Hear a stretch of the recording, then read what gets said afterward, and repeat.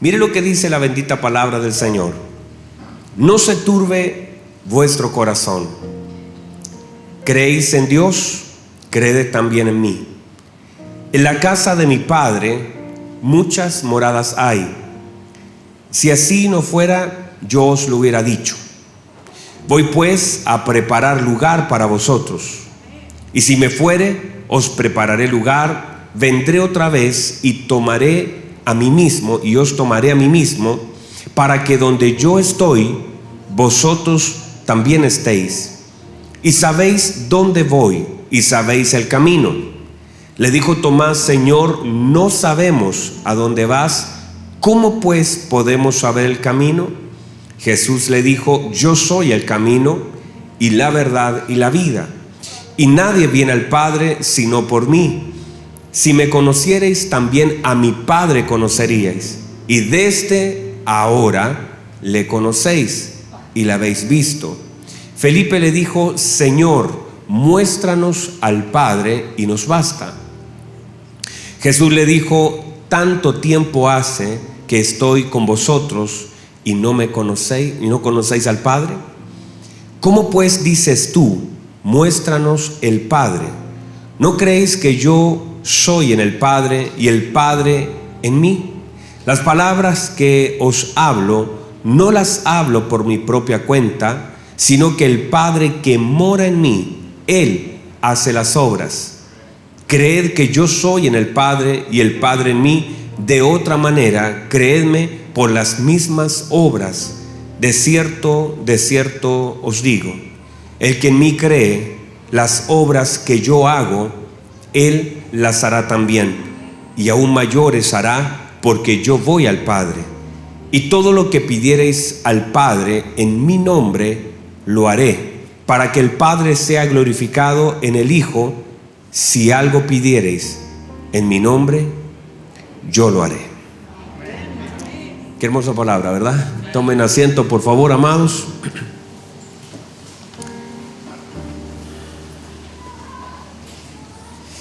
Muy bien, déjenme ir avanzando en lo que tenemos que hablar en este día. Hemos estado hablando ya hace un par de tiempo acerca de la imagen, cómo esta imagen fue tomando forma. Inicialmente, escrituralmente, no teníamos claridad de cómo era. Los primeros hombres de alguna forma no sabían cómo era la imagen. Entonces teníamos solamente hombres que eran parte de una imagen que el Señor estaba formando.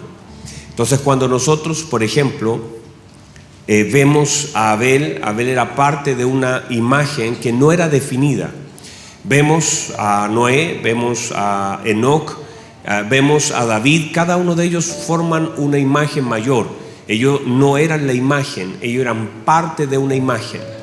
Esa imagen que se nos fue revelada en la vida de nuestro Señor Jesucristo, que la Biblia establece que había un misterio oculto. El apóstol Pablo establece que había un misterio que estaba oculto, que no teníamos acceso a él, que no se puede acceder por obra humana ni por conocimiento, pero que el Padre decidió revelar a Cristo. Cristo es el centro de todas las cosas. En Cristo está el cumplimiento de todas las promesas. Cristo es el alfa y la omega, el principio y el fin. En Cristo, en la vida, obra y muerte de Cristo y en su resurrección, está todo centrado. Cuando nosotros queremos mirar la Biblia, debemos partir desde Cristo hacia adelante y de Cristo hacia atrás, porque Cristo es el centro. Entonces, al mirar la imagen gloriosa de Cristo, nosotros contemplamos lo que es la vida del Padre, y quizás durante el día vamos a desglosar todo este mensaje. Sin embargo, esta imagen intenta o ha sido distorsionada. Se ha distorsionado a lo largo del tiempo y se intentará distorsionar a lo largo de todo lo que nos quede de vida. En la medida que esta imagen trate de ser distorsionada, la gente vivirá en una eterna mentira. Y lo único que nos puede liberar de esa mentira es la verdad del Espíritu Santo, la operación de la verdad, la conducción hacia la verdad.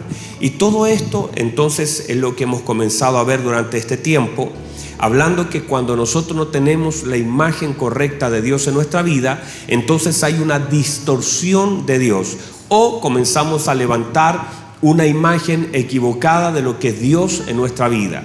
Dios tiene solamente una imagen, Dios tiene un propósito, Dios es. El tema es que nosotros en nuestra mente comenzamos a cambiar esa imagen y comenzamos a distorsionar por causa de lo que nos enseñaron, por causa de lo que vimos, por las distorsiones de las imágenes representativas de Dios. Vamos otra vez. Hay una distorsión de las imágenes representativas y eso hace que la imagen de Dios sea distorsionada en la mente del hombre. Hay una imagen distorsionada. Cuando las imágenes representativas de Dios están distorsionadas, por ejemplo, hablamos de la paternidad o parte de también lo que vamos a hablar hoy, la paternidad está distorsionada, la imagen del padre será distorsionada. Cuando la imagen del esposo está distorsionada o el matrimonio, la imagen de Dios estará distorsionada.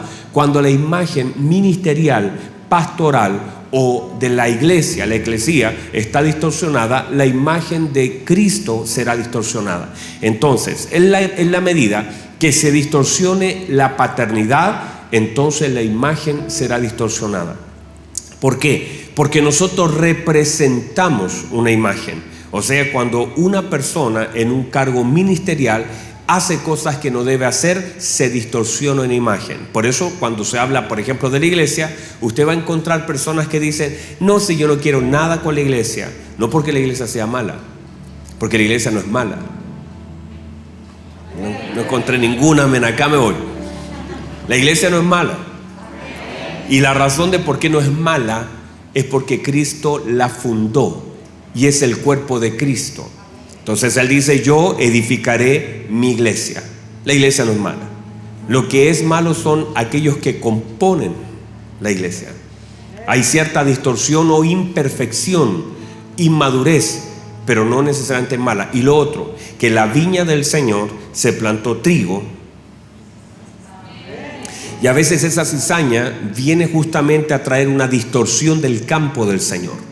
Usted no puede mirar el campo y nosotros resaltar la cizaña, sino que nosotros debemos aprender a entresacar lo bueno de lo malo y saber que ese trigo está en formación y en edificación. Pero no podemos nosotros atribuir cosa mala a la iglesia, porque la iglesia es una obra y es el cuerpo de Cristo, es la novia de nuestro Señor. Entonces es como mirar la novia y decir qué fea está la novia, ¿verdad?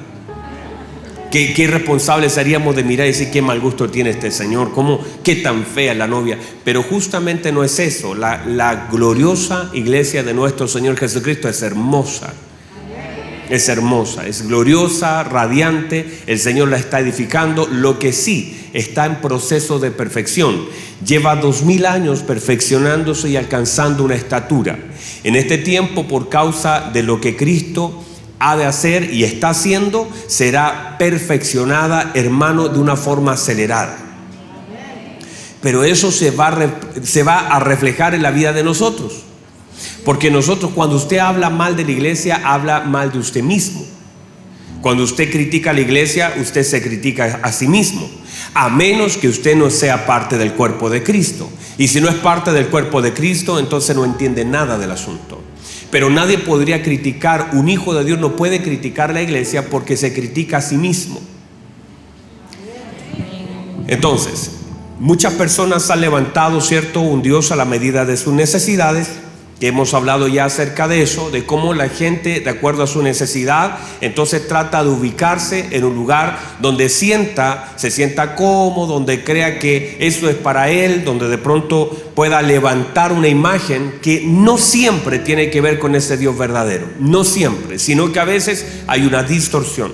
Ahora, hablamos acerca de cómo esto se fue transmitiendo y cómo a veces se transmite de forma equivocada verdades que son, pero hermanos, certeras, pero se fueron transmitiendo de forma equivocada a través de lo que se llama el testimonio.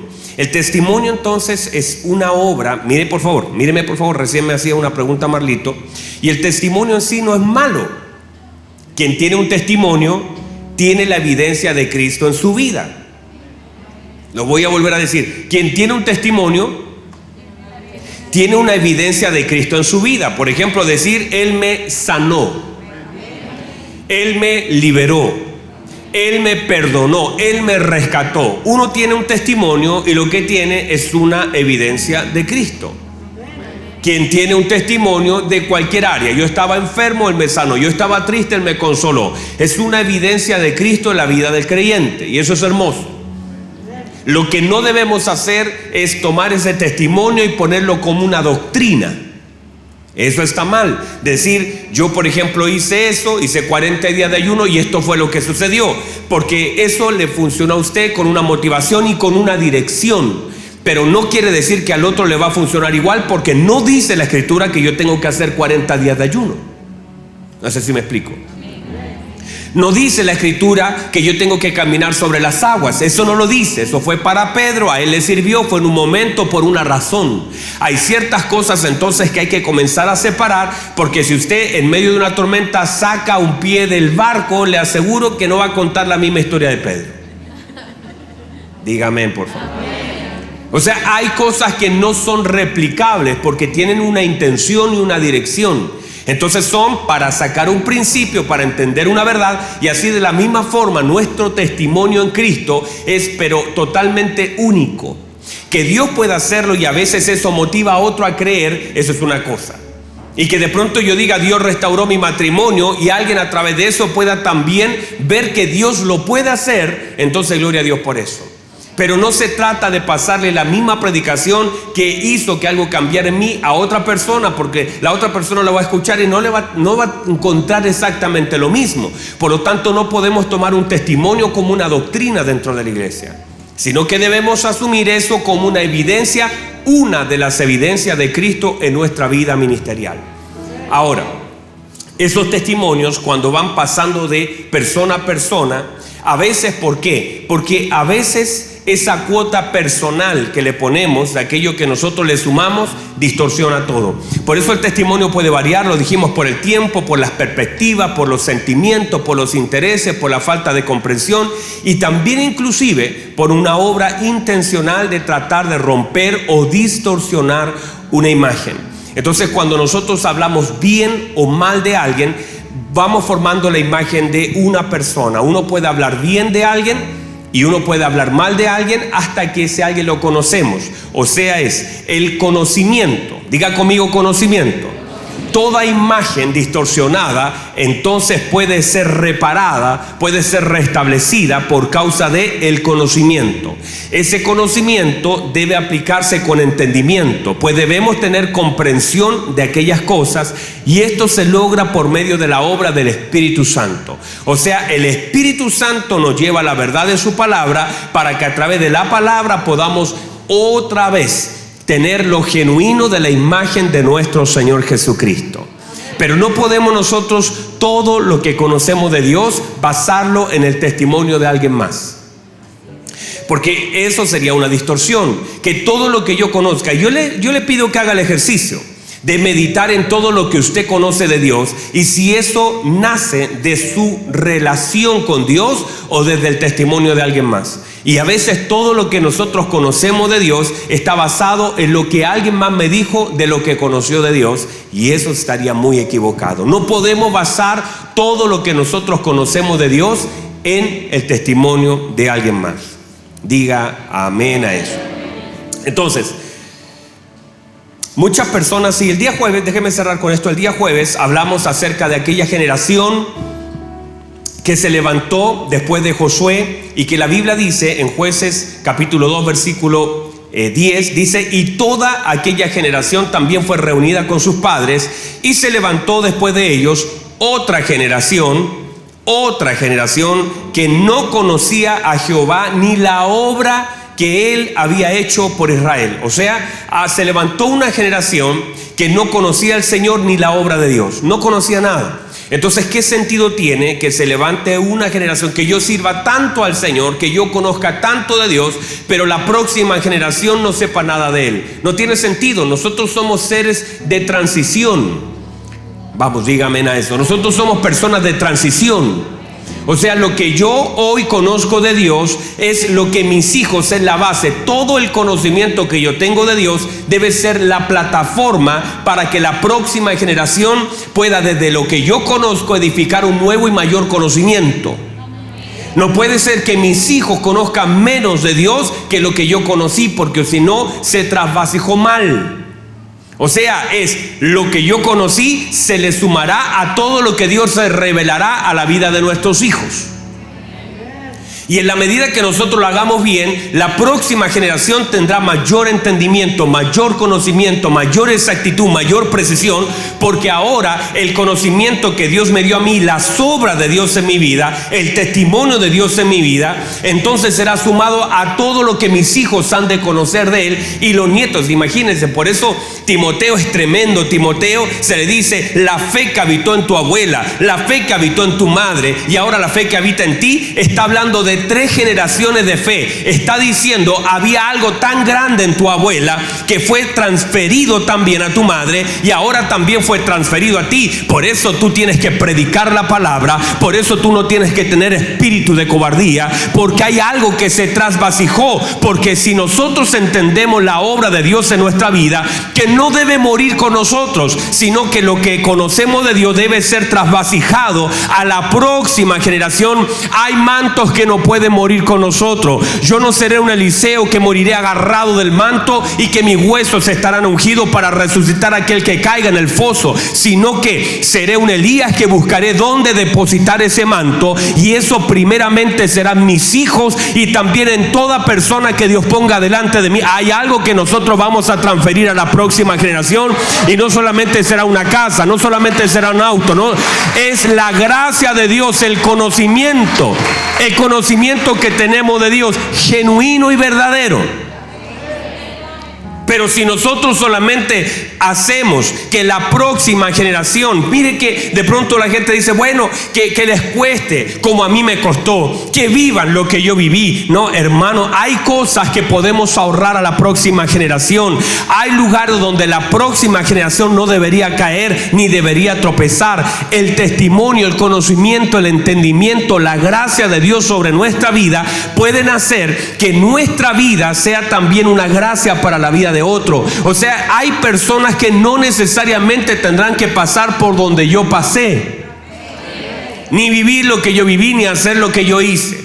No se van a equivocar donde yo me equivoqué, y yo le puedo ahorrar con el testimonio, el conocimiento, el entendimiento, la luz, la verdad, que ellos den una vuelta tan larga. Hasta nuestros errores se pueden transformar en una acción de virtud en la vida de otros. Decir: yo estuve en ese lugar, yo sé lo que es el hambre, yo sé lo que es el dolor. Y cuando uno puede transferir no solamente el trauma de lo que viví, sino el conocimiento y el principio de lo que viví, uno puede hacer que la otra generación parta de la base del total de mi conocimiento. O sea, la plataforma para nuestra generación será todo el conocimiento que Dios nos ha dado a nosotros. Pero no podemos morir con todo el depósito de Dios en nuestra vida.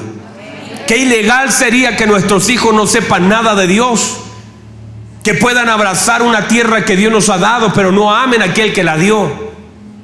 El problema de eso es justamente eso, que el Señor hizo tanto por ellos y ellos le conocían tan poco, que podían conocer la tierra. Es más, cada uno tenía una medida, porque Josué le dio una porción de 20 por 20 a uno, otra porción de 100 por 100 a otro. A cada uno la gente conocía la tierra, pero no conocía al Dios que le dio la tierra. A veces nos enfocamos tanto, es como los niños. A veces me ha pasado que llega, no sé si a usted le pasó, que llega con un regalo a su hijo y le da el regalo y usted le dice: mira lo que te traje, y el niño agarra ese regalo, lo mira, lo abraza, se pone a jugar y ni te lo agradece. Y uno queda esperando como el abrazo para que venga y te dé un abrazo en gratitud a lo que tú le diste, pero se entretuvo tanto y fue tan bueno el regalo que finalmente se olvidan de quién lo dio y solamente comienzan a disfrutar lo que han recibido. El problema es eso. El problema es que la gente comienza a disfrutar lo que Dios le da, pero no agradecer lo que ha recibido. Y el problema es eso, es la vida, es el trabajo, son los hijos, es el matrimonio, es todo lo que el Señor nos otorga. A veces como niños nos comenzamos a entretener con lo que hemos recibido, pero nos olvidamos de agradecer a quien lo ha dado. Por eso es tan importante lo que dice Apocalipsis. La Biblia dice: yo soy el Dios que abre. Y a veces nos enfocamos en eso. Qué hermoso, el Dios que abre. y pedimos a Dios que nos abra puertas. Pero el Señor dice, pero yo también soy el Dios que cierra. Y a veces el cerrar de Dios puede ser trascendente mucho más que el abrir. Hay cosas que tienen que ser cerradas, y ese cerrar de Dios es una oportunidad para que nosotros podamos reconocer. El problema es cuando valoramos las cosas cuando ya no las tenemos. Qué tragedia es valorar lo que ya perdimos. Qué tragedia es no reconocer a Dios cuando el Señor nos abrió una puerta y reclamar a Dios cuando la puerta se cerró. Eso es típico de la vida. Dígame, por favor. Porque eso es así. Y mucha gente termina reclamándole a Dios lo que ya se cerró. Solamente es una oportunidad. Lo que se cierra es una hermosa oportunidad. A veces para reencontrarnos, a veces para salvarnos. Hay cosas que se tienen que cerrar en nuestra vida. No lo vea como malo, véalo como necesario. No reclame por las cosas que se pierden, entienda las cosas que se cierran. Entonces, parte de la vida que están acá todavía, ¿verdad? Parte de la vida que el Señor nos ha dado tiene que ver con esto, con la administración. Diga conmigo, administración. Porque la administración de todo lo que el Señor nos da, o la falta de administración de lo que el Señor nos da, nos hace desenfocarnos o enfocarnos en entender la imagen o distorsionar esa imagen. La administración de la propia vida, la administración del tiempo, la administración de los recursos, la administración de los dones, la administración de los deseos, la administración de las relaciones, la administración de los recuerdos y aún la administración del mañana. Son cosas que debemos aprender a conocer, cuidar, agradecer, bendecir, pero sobre todo administrar. Uno tiene que administrar. Si uno no administra su mañana, se llenará de ansiedad.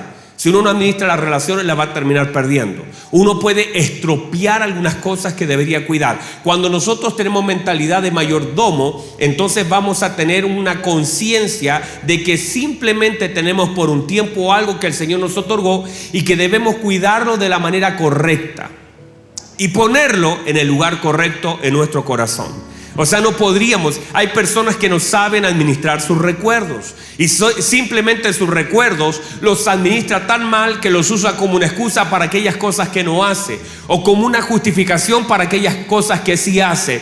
Es que a mí me trataron así, es que yo viví esto, es que para mí, y comienzas a administrar mal los recuerdos. Es que yo soy así y justifica lo que es por causa de un recuerdo. Uno tendrá que administrar bien todo lo que el Señor le permite vivir y ser. Y es parte justamente de una imagen distorsionada, porque pensamos que todas las cosas que nosotros tenemos serán eternas, y no es así. Que todas las cosas que hoy administramos, hermano, tendremos primero que dar cuenta y segundo que administrarlas correctamente. Muchas de las cosas que hoy día tenemos están en el lugar equivocado por la falta de administración. Diga conmigo, imagen. Entonces hablamos justamente de esta distorsión de la imagen de nuestro Señor Jesucristo a través justamente del testimonio distorsionado. Segundo, también hablamos acerca de, o sea, no es que lo hablamos, sino que quiero mostrarle esto, que cuando una imagen de Cristo está distorsionada, todo lo demás está distorsionado. Porque si se cumple el principio que lo primero santifica el resto, también, hermano, cuando algo está mal, todo lo demás está dañado. Cuando la distorsión de Cristo opera en nuestra mente, también tendremos una distorsión de nuestra vida. Se intenta distorsionar lo primero para que nuestra vida entre en un completo caos. Distorsión de la imagen, distorsión de la vida. Lo vuelvo a decir. Una distorsión de la imagen de Cristo será una distorsión de la vida del creyente. Una distorsión de la imagen de Cristo traerá un caos en la vida del creyente, esperando cosas que Dios no ha dicho, esperando que Dios haga lo que Él no va a hacer. Entonces, toda una distorsión. Si se distorsiona la imagen de Cristo, se distorsiona la vida del creyente completamente. Entonces, si el conocimiento está mal, el concepto está mal, el entendimiento está mal, todo está mal.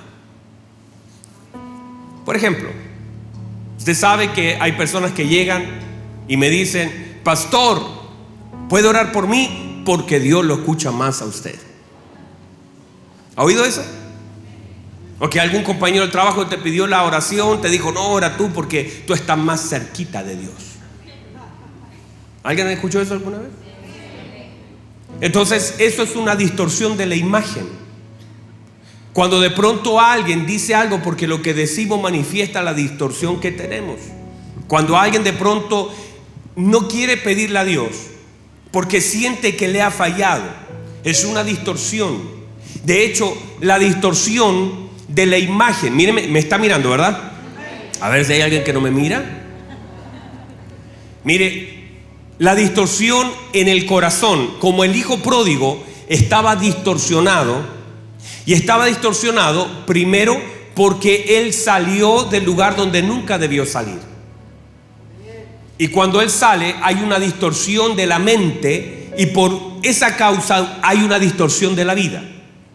Cuando él quiere volver a la casa del padre, hay una distorsión del padre. Y él dice: volveré a la casa de mi padre y le diré he pecado, y el pecado genera distorsión. Otra vez, ¿el pecado qué genera? Distorsión. He pecado contra el cielo y contra ti, y ya no soy digno, hazme como el hijo pródigo. Hay una distorsión de la paternidad, asumiendo que su pecado lo iba a dejar en condición de siervo. Esa es una distorsión de él, de la imagen del padre, porque él tiene una distorsión del padre. Por eso cree que el padre lo ubicará en un lugar al cual nunca el padre lo iba a dejar. Por eso cuando llega a los brazos del padre empieza a decir: bueno, papá, yo pequé contra el cielo, contra ti, no soy digno de llamar a tu hijo, hazme un jornalero. Y el padre no le responde nada, porque hay cosas que el padre no va a responder a la distorsión de los hijos. Hay ciertas cosas que el papá no le dice: mira, hijo, te voy a explicar el asunto. No, lo único que dice: tráigale el vestido de hijo, tráigale el anillo de hijo, tráigale el calzado de hijo, porque mi hijo estaba muerto y ha revivido. Nunca dijo el siervo. En la mente distorsionada del hijo quería ser siervo, porque asumía que su error lo había sacado de la paternidad y de la posición. El padre, que tiene claridad, dice: no, mi hijo estaba muerto, ha revivido. Sigue siendo mi hijo aunque estuvo muerto. Sigue siendo mi hijo aunque estuvo lejos. Sigue siendo mi hijo aunque falló. Sigue siendo mi hijo. Así que tráigale el vestido de hijo, tráigale el anillo de hijo, tráigale el calzado de hijo y maten el becerro, porque es mi hijo. Eso no va a cambiar. Hay una claridad, y eso es la distorsión de las imágenes. Nos hacen tener vidas equivocadas. Y eso es lo que va a intentar el infierno: distorsionar una imagen para que usted crea que hay cosas que no puede hacer por causa de aquellas cosas que usted ha hecho. Entonces, vidas frustradas porque espero recibir algo que no vas a recibir. O sea, y lo otro, la distorsión, porque yo estoy hablando de esta área y la Biblia dice, por ejemplo, sin santidad nadie verá al Señor. Sin santidad. Entonces a veces nosotros distorsionamos. No, si Dios me entiende, Dios sabe que me cuesta, Dios sabe. Y hay distorsiones porque asumes cosas porque alguien lo dijo, es más, porque alguien lo predicó. Que ahí está la distorsión ministerial, donde de pronto fuimos nosotros formados, o míreme, deformados, en un lugar donde nos dijeron cosas que en realidad suenan bien, pero no son bíblicas. Y crecimos de alguna forma creyendo cosas que estaban completamente equivocadas, que no eran bíblicas, solo sonaron bien. Y alguien, o tal vez tomó un pasaje de la escritura e hizo de la cultura bíblica una doctrina ministerial. Y eso ha pasado muchas veces, que la gente toma una cultura bíblica y de pronto genera una doctrina ministerial. Por eso es tan importante que separemos lo que es la escritura de lo que es la cultura. Porque si no, nos vamos a enredar en temas culturales donde la iglesia no está asentada. Entonces, muchas personas pueden vivir vidas frustradas por aquellas cosas que no reciben, o porque las han entendido mal, o simplemente no las quieren entender. Por eso cuando el pecado entró en Adán, fue por una distorsión de aquello que Dios dijo. Dios dijo algo y el diablo tomó lo que Dios dijo para distorsionarlo. Entonces le dijo a Eva, ¿verdad? Le dijo, así que Dios dijo, no coman porque van a morir. No. Yo te voy a decir la verdad del asunto. Y distorsionó una verdad de la palabra de Dios. Si es que comen, los ojos serán abiertos y van a ser como Dios. Y eso es una distorsión, porque el diablo quiere distorsionar lo que Dios ha dicho. Y eso es lo que nosotros debemos cuidar, de la distorsión, porque a través de la palabra se puede distorsionar la idea. Por eso la Biblia dice en Juan 6:63, dice, el Espíritu es el que da vida. ¿Qué da vida? Perdón, ¿qué da vida? La carne para nada aprovecha. Las palabras que yo os he hablado, ¿qué son? Son espíritu y ¿qué más? Y son vida. Entonces hay que entender lo que es el espíritu de la palabra. De hecho, que en derecho se habla del espíritu de la ley. Si alguna vez usted lo escuchó por ahí, el espíritu de la ley, que lo que intenta decir es la intención y la profundidad de aquello que se escribió. Porque yo podría estar haciendo algo bueno con el espíritu incorrecto, o sea, una motivación equivocada haciendo cosas buenas. Por eso lo que debemos hacer es conocer la imagen correcta de nuestro Señor Jesucristo, la verdadera imagen.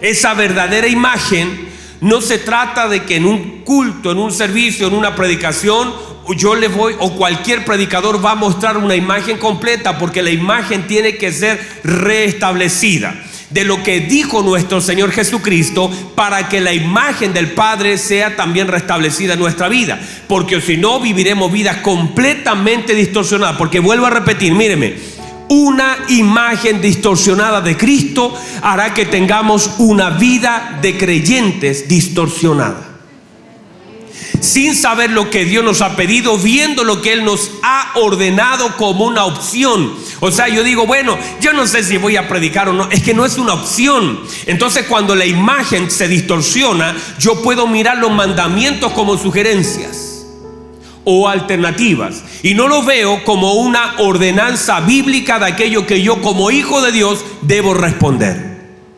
Entonces muchas personas toman la gran comisión como una gran sugerencia, como una alternativa. Si lo quiero hacer, lo puedo hacer, o lo justifica y dice, no, es que a mí me da vergüenza, es que a mí me da pena, dirían los hermanos venezolanos. Díganme los venezolanitos. Si hay alguno acá, digo, no sé, tal vez no hay ninguno. O no sé, a mí el Señor sabe que me cuesta, así que eso conmigo no aplica, porque asumimos que podemos justificar nuestra vida delante de los mandamientos del Señor, y delante de lo que el Señor pide no hay justificación, solo se debe operar en obediencia. Y cuando la Biblia dice, marido, amad a vuestras mujeres como Cristo amó a la iglesia, nosotros podemos tomarlo como una hermosa sugerencia y una buena alternativa de Dios. Pero nada funciona en el matrimonio si uno no se mete en los diseños de Dios. O sea, los diseños de Dios no son parte de una sugerencia para la iglesia para ver si los hace o no los hace. Son la vida de la iglesia, porque son parte del diseño. Cuando alguien rompe el diseño, ya nada funciona. Y el problema es que queremos vivir una vida fuera de los diseños. Queremos que el Señor, a través de una oración, cambie todas las cosas. A través de lo que yo quiero hacer, el Señor actúe. Y no importa lo que yo haga, yo quiero todo lo que el Señor promete. O sea, no tiene nada, no tiene sentido. Por eso la iglesia vive una vida distorsionada, queriendo vivir matrimonios en plenitud. Dígame por favor, queriendo vivir matrimonios en plenitud, pero haciendo lo que yo quiero hacer. No me importa lo que Dios diga, no me importa lo que Dios me pida, no me importa lo que dice la Biblia, solo me importa que Dios haga lo que yo quiero que Él haga. Y eso es una distorsión. Alguien dígame. Entonces, mire por favor, todo lo que el infierno intenta hacer es generar una distorsión. Esa distorsión que entiende la palabra distorsión, ¿verdad? Todos la entienden, ¿verdad? La expliqué hace tiempo, pero algunos me siguen mirando extraño.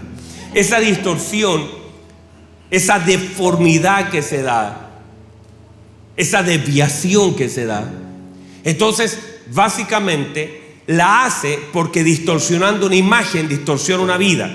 Y todo lo que él comienza a hacer, es más, míreme por favor, comienza a distorsionar la propia imagen de las tinieblas, el infierno y el mismo diablo.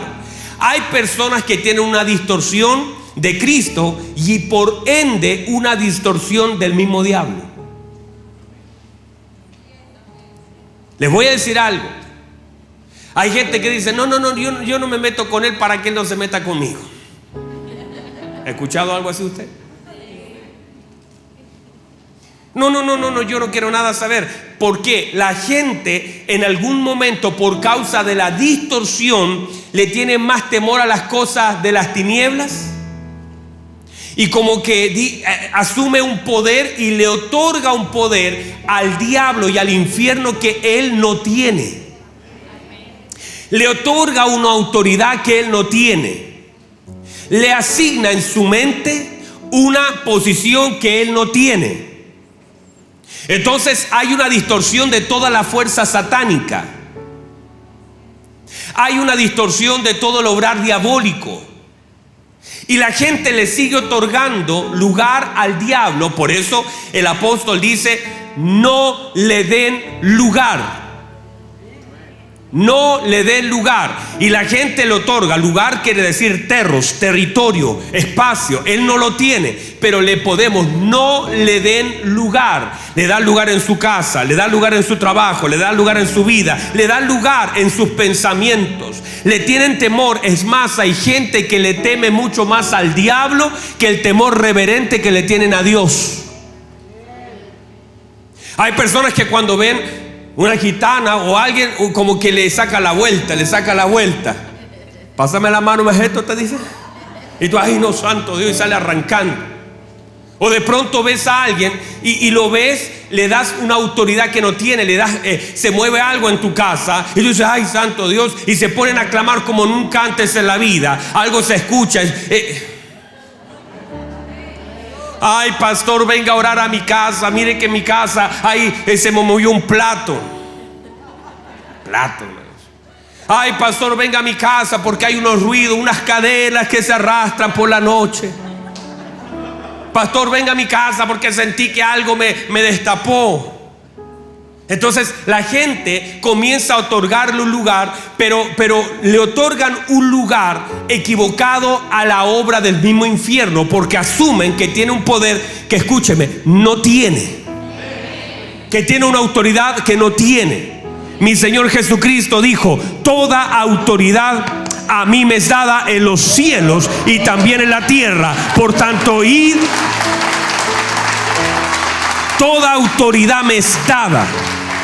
Mire que su Señor Jesucristo cuando murió, Él murió, pero no quedó encerradito ahí en la tumba que estaba ahí, lo bajaron de la cruz. Eso fue lo que podemos ver. Fue bajado de la cruz, Él fue puesto en un sepulcro, y si nosotros miramos en forma natural, eso fue lo que sucedió. Pero la Escritura va mucho más allá para mostrarnos la imagen de aquello que sucedió y que puede que nosotros no hayamos visto. Lo que sucedió es que mientras estaba el Señor entregando su espíritu, murió. La Biblia dice que Él bajó a las partes más profundas del infierno, y mientras Él bajaba, Él estaba bajando, y mientras bajaba, todos aquellos demonios que estaban allá arriba, que de pronto estaban diciendo, lo matamos, hemos triunfado, no se dieron cuenta que mataron al cordero, pero el león se había levantado, y cuando se levantó el león, comenzó a bajar con autoridad, y todos los demonios comenzaron a temblar, todos los demonios comenzaron a decir, ¿qué está pasando? ¿Qué está pasando aquí? Y la Biblia dice que mi Señor Jesucristo bajó, y ahí estaba el diablo, y agarró al diablo y le arrebató las llaves. habían llaves, habían accesos que él tenía, pero la Biblia dice que despojó a los principados, a las autoridades, que había un argumento que a nosotros nos era contrario, había un argumento, había un escrito que usted y yo era contrario, estábamos con un testimonio contrario, pero la Biblia dice que mi Señor Jesucristo despojó de autoridad, despojó de poder, y dice que tomó ese argumento que nos era contrario, despojando al infierno, a principados, a autoridades, y dice que tomó ese testimonio y lo clavó en la cruz. Alguien reciba eso. Eso fue lo que sucedió. Puede ser que nosotros vimos solamente, la gente veía el cuerpo del Señor, pero no veía la autoridad de mi Señor, que estaba ahí abajo predicando. Aquellas personas que no oyeron el mensaje pudieron oír. Hay cosas que sucedieron en el mundo espiritual que la gente no pudo ver, pero mi Señor llevó cautiva la cautividad. El apóstol Pablo dice: ¿dónde está, oh muerte, tu victoria? ¿Dónde está, oh sepulcro, tu victoria? Y yo no sé si hay alguien acá, pero mi Señor hizo mucho más de lo que podemos ver. Hay una obra gloriosa del Espíritu Santo. Por eso usted no puede tenerle temor a las cosas. El diablo tiene que temblar cuando lo vea usted. No se ponga a temblar cuando usted ve. No importa qué palabra sea soltada, no importa qué maldición sea soltada, no importa lo que dijo su familia en contra de usted, no importa si le tiran un pollo muerto a su casa. Hay una autoridad delegada de parte de Dios para su vida, y usted está lleno de la autoridad de Cristo, y para eso vino Cristo, dice la Escritura, para deshacer toda obra del diablo. Entonces, cuando la gente comienza a temblar con cosas espirituales: ay, pastor, es que alguien me miró, una bruja, me tiraron algo, me tiraron una maldición. Usted debe decir: no hay problema, porque cuando la luz aparece, las tinieblas tienen que retroceder. Las tinieblas retroceden frente a la autoridad. Pero el diablo, ¿qué quiere hacer? Hacernos creer que él tiene autoridad cuando ya no la tiene. No le otorgues una autoridad que él no tiene. Y esa es una distorsión de la imagen. Casi usted, hermano, casi usted está viendo que el diablo y Dios están peleando. Y usted ve las peleas, que un cómo va para allá, otro para acá. Esto es una pelea. Esto fue un juicio. El diablo ya ha sido condenado. La Biblia dice a la mujer: mira, la serpiente te va a morder el calcañar. Vas a andar cojita porque te va a morder el calcañar. Pero sin embargo, tú esa simiente no es Abel, esa simiente no es David, esa simiente no es Enoc, esa simiente no es Abraham. La simiente es Cristo. Dice: Cristo aplastará la cabeza a la serpiente. Cristo aplastará. Si se aplasta la cabeza, se aplasta todo. Se aplasta el gobierno, se aplasta la autoridad, se aplasta todo. Se aplastó. Entonces, cuando Cristo vino, aplastó con su autoridad toda obra del mismo infierno. Entonces, cuando nosotros vemos en la Escritura la imagen correcta de Cristo, no es una lucha. Esto ya se enjuició, ya se sabe. Y él está, usted no ha visto cuando usted aplasta una serpiente. Yo no sé, a mí me pasó una vez que la vi, le pegué un paro en la cabeza y la maté. Pero aunque la maté, todavía estaba su cuerpo dando golpes por todos lados, estaba con su cola moviéndose. Y aunque la maté, seguía por ahí una serpiente que encontré en el campo, seguía moviéndose. Eso es lo que hace el mismo infierno. Hoy el movimiento es un movimiento sin gobierno, sin cabeza. Ha sido derrotado. El Señor aplastó ya con el... Eso está terminado. No le otorgue autoridad que no tiene. No tenga temor a las cosas que... ¿Cómo usted le va a tener temor? Es que una persona me dijo que me iba a ir mal. Una persona me dijo, mi jefe me dijo: hermano, no le otorgue mayor autoridad a las palabras del infierno que a la bendita palabra de Dios, que dice que usted, el bien y la misericordia le seguirán todos los días de su vida. No vaya a comparar lo que el diablo dice a lo que Dios ha dicho: que usted es un hijo, que usted ha sido comprado a precio de sangre, que usted es real sacerdocio, nación santa, pueblo adquirido. Nadie te podrá hacer frente en todos los días de tu vida. Nadie te podrá hacer frente en todos los días de tu vida. Como yo estuve con Moisés, yo estaré contigo. ¿Qué más quieres, hermano? Párese en la verdad de la palabra de Dios, en la imagen. Santo Dios, póngase en pie, por favor. Santo Dios. Vamos, reciba eso, reciba eso. Reciba eso, levante sus manos, adora a Dios. Adora al Señor. Levante sus manos, adora al Señor. Otorgándole lugares al mismo infierno que no tienen. Levante sus manos y dígale: Señor, yo soy más que vencedor. Yo soy más que vencedor. Su presencia, su gracia, su gloria, su autoridad está sobre mí. No le vaya a otorgar mayor autoridad al infierno que no la tiene. Esas señales seguirán a los que creen. Estas señales seguirán a los que creen. Tomarán cosas mortíferas y no le harán daño. Hay cosas que vas a tomar, hay cosas que van a tratar de golpearte. Por eso toda la obra del infierno es tratar de engañarnos, es tratar de desviarnos, de generar una imagen incorrecta de lo que es Cristo. Porque si tú sabes quién es Cristo y la imagen correcta comienza a ser restablecida, entonces tú sabrás desde la profundidad de lo que Él es, quién eres tú.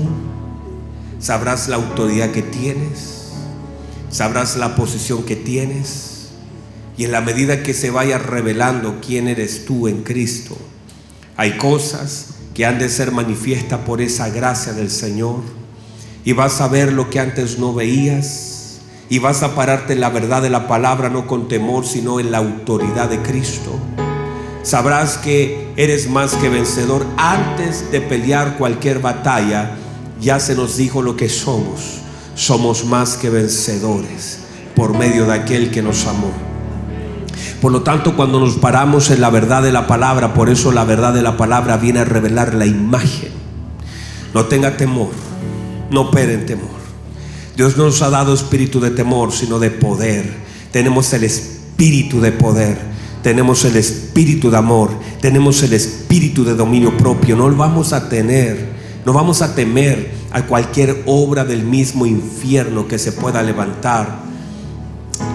Os doy potestad para pisar serpientes y escorpiones y sobre toda fuerza del enemigo, y nada os dañará.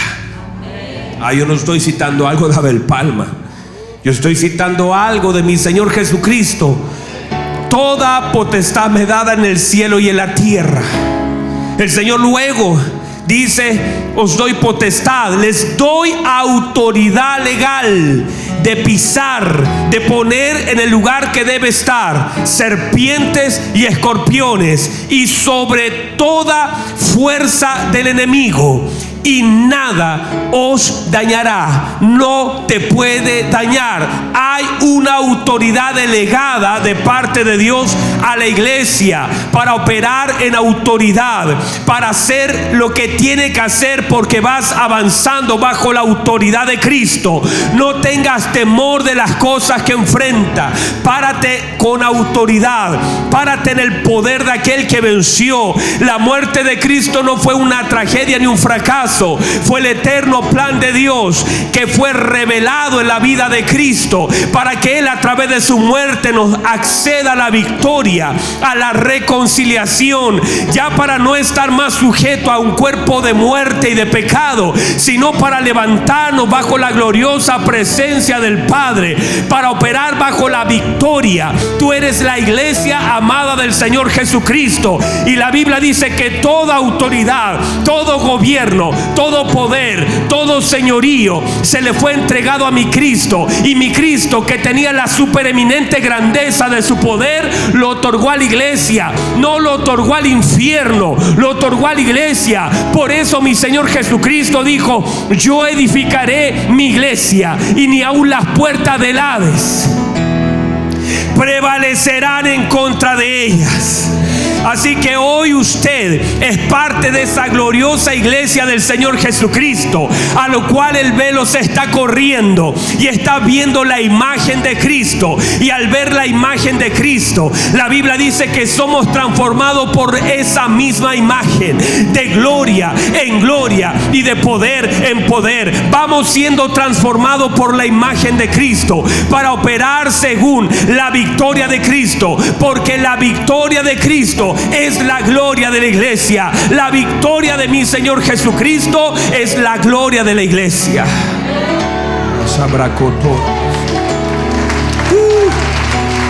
Vamos, recíbalo, recíbalo, recíbalo. Adora al Señor, levanta sus manos, dígale: Señor, gracias. Vamos, vamos, levanta sus manos, dígale: Señor, gracias por la autoridad que tengo. Vamos, vamos, todo temor se va en el nombre de Jesús. El yugo se pudre a causa de la unción. A mayor unción, menor yugo. El yugo se pudre a causa de la unción. Levanta sus manos, adora, adora, adora, adora. Hay una hermosa presencia del Espíritu Santo que te está otorgando el entendimiento para que sepas lo que Dios te ha concedido. La tragedia de la iglesia a veces no es saber, es no saber lo que el Espíritu Santo le ha concedido. Pero vamos a hablar de eso en segundo servicio. Vamos a hablar de aquello que se nos concedió a través de la obra del Espíritu Santo para que la imagen sea restablecida. Porque si la imagen se restablece, si vamos poniendo las cosas en orden de la imagen de mi Señor Jesucristo, mi vida se va poniendo en el lugar correcto, mi entendimiento, mi posición y mi autoridad. Levanta sus manos, por favor, adora al Señor, adora, adora, adora. Adora, adora, adora, adora. No operen temor. Jesús, Jesús, Jesús. Vamos, levanta sus manos, adora al Señor. Si hay alguien allí en su casa que estaba lleno de temor, no le puedes atribuir al mismo infierno más autoridad que el Señor te ha dado a ti. Tú eres un representante de la obra de Cristo. Cuando tú te paras, el gobierno del Padre se para contigo. Hay toda una obra de gobierno. Hay un respaldo de los cielos. Cuando un hijo se levanta todo un pueblo, se levanta toda una nación, se levanta todo un gobierno. Es así cuando tú te levantas en la autoridad de Cristo, bajo el conocimiento y el entendimiento de lo que tienes. Entonces juntamente contigo se levanta tu familia, se levantan tus hijos, se levanta la autoridad. Y eso es justamente lo que el diablo no quiere, que puedas restablecer el entendimiento de autoridad, porque esa autoridad te va a posicionar en el entendimiento de lo que eres, de lo que tienes y de lo que puedes hacer. Levanta sus manos, adora al Señor. Adora al Señor, adora al Señor, adora. Dígale: gracias, Señor, su palabra es luz para mí, es entendimiento.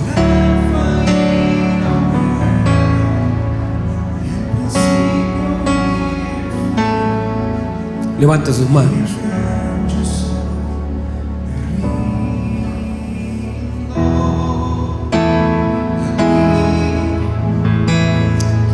No, vamos a cambiar porque eso no nos va a dar, no nos va a dar. Haga una nota mejor. Levanta sus manos. Que usted no necesita ahora mismo una canción para repetir. Necesita un entendimiento para orar. Yo siento en mi espíritu que ahora mismo usted puede orar bajo la autoridad de Cristo. Hay cosas que se rompen y yo no sé si usted leyó lo que yo le leí hace un rato atrás. Y si alguno pidiere en mi nombre, yo lo haré. Y todo lo que pidieres al Padre en mi nombre, lo haré, para que el Padre sea glorificado en el Hijo. Así que en el nombre de Jesús, levante un clamor. Hay una oración que usted tiene que hacer por su familia. Hay una oración que tiene que hacer desde la posición de un hijo de Dios. Vamos a levantar una oración por su familia, va a levantar una oración por su vida, va a levantar una oración por los hijos que aún todavía no tiene, va a levantar una oración por los nietos, va a levantar una oración por su casa, va a levantar una... Vamos, levanta su oración, no solamente espere que alguien ore por usted, no vaya a distorsionar la imagen. Si alguno, dice, ese eres tú, si alguno pidiere algo al Padre en mi nombre, yo lo daré, para que el Padre sea glorificado en todo. Si algo pides en mi nombre, yo lo haré. No lo puedes hacer tú, pero lo que tú tienes que hacer es orar, es clamar, es pedir, es alinearte a la voluntad de Dios. Y te lo voy a decir de esta forma: la voluntad de Dios es que tu familia lo conozca a Él. La voluntad de Dios es que tus hijos adoren a Dios. La voluntad de Dios es que tus hijos salgan de la droga. La voluntad de Dios es que tus hijos le amen. La voluntad de Dios es que tu cuerpo sea sanado de toda obra del infierno. Vamos a orar en el nombre. Vamos, levanta tu clamor, levanta tu clamor. Hay cosas que vas a tener que orar. Ora por tu mamá que está atada bajo los vicios. Ora por tu padre que está bajo los vicios, bajo una mentira, bajo una esclavitud, bajo un yugo. Pero en el nombre de Jesús, a través de la oración, hay cosas que se rompen bajo la autoridad de Cristo. Vamos. Órale, ora al Señor, ora al Señor. Vamos, levanta tu voz, ora al Señor, ora al Señor. Hay cosas que yo no puedo orar por ti, pero tienes que pararte en la autoridad de Cristo con fe. Si crees en Dios, cree también en mí, dijo el Señor. Crea en mí, dice el Señor, porque lo que pidan en mi nombre yo lo haré, para que el Padre sea glorificado en todo. Vamos, iglesia amada, métase ahí en la oración. Clame con todo su corazón, que hay una puerta abierta delante de usted. Crúcela. Vamos, cruce esa puerta. Cruce esa puerta, crúcela.